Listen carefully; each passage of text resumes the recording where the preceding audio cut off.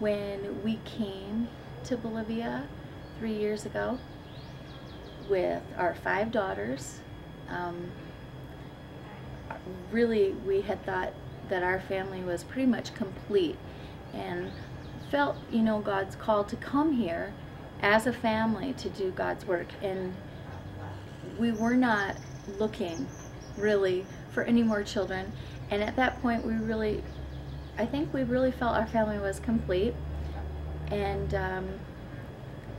we thought, well, we'll just join a ministry or start working in orphanages. And after we were here for about 2 months and we completed language training and everything, we decided really it's more important to open orphanages. It was at that point that we started to look into properties, and then we got the property for the orphanage.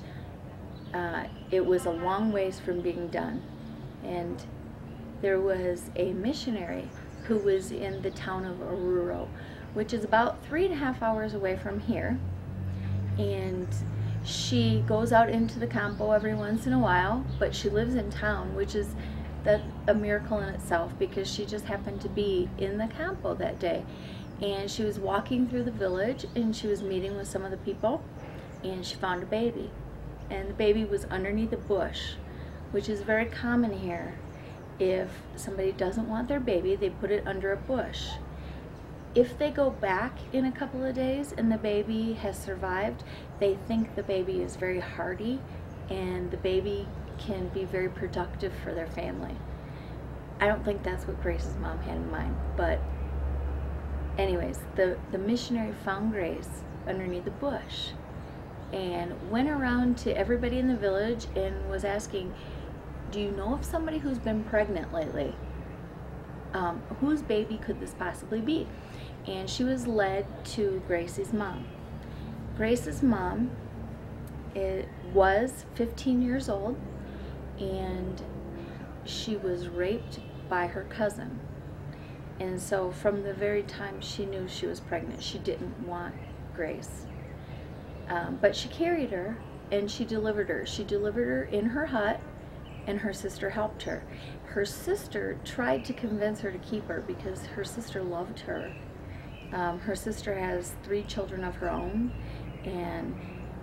but Grace's mom was still a child. I mean, she was 15 years old. So really she wanted nothing to do with her. So the missionary friend went to Grace's mom with Grace and said, would you please just nurse her, take care of her for 2 days, and I will find a family that will keep her. Reluctantly, she said she would do that with the help of her sister. And so they kept Grace, and the missionary went back into town and called a friend of ours who was a missionary here. Now they're back in Canada, but they were working for the Canadian Baptist Ministries. And she called me, my friend, and said, there's this baby girl, would you guys take her?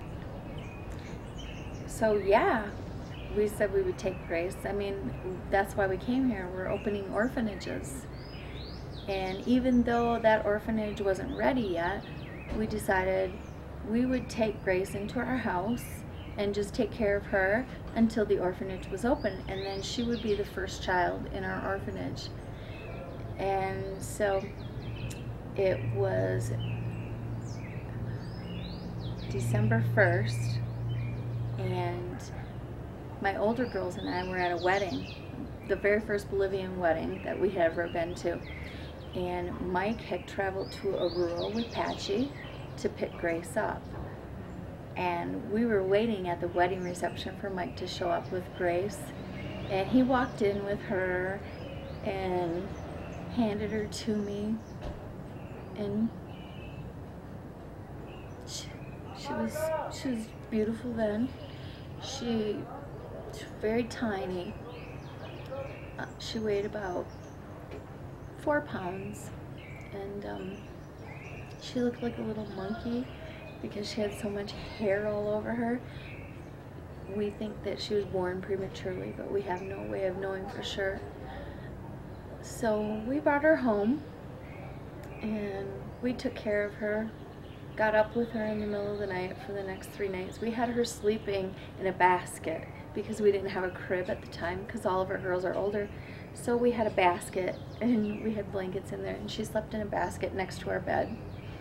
And it got to be about 4 days after we had her, so she was about 6 days old, and she started to become very lethargic and not moving, not responding to us when we were talking. So we took her to the pediatrician here, and he said, yeah, she is really sick. I think we need to put her in the hospital and do some tests. And we were devastated, and she was in an incubator, and it's a little bit different here than it is in the States. Whereas I was standing outside the glass looking at her in an incubator, and they don't let you in typically here with your child.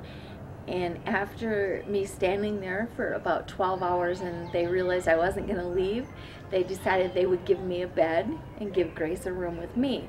So her and I spent the next 5 nights in the hospital together, and we bonded like a mother and a daughter. And she started to get better.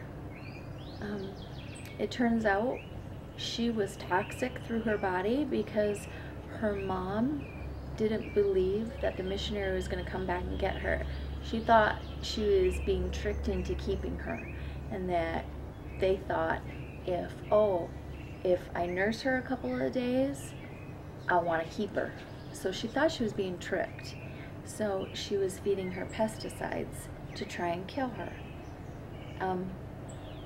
But she was cured, and after spending those days in the hospital with her and bonding with her, when we came home from the hospital, our whole family knew that she was a part of our family, and she wouldn't be living in the orphanage. Even though we love all the children in the orphanage, we can't have all of them in our home. But Grace, she's a Timmer now. She definitely is a Timmer, and God had that in mind. And some days when it's really hard and I don't know what I'm doing here, and I just see all the kids and all the need, I think, well, you know, if God only sent me here for Grace, that's enough. And that's what he wanted me to do, is to be her mom.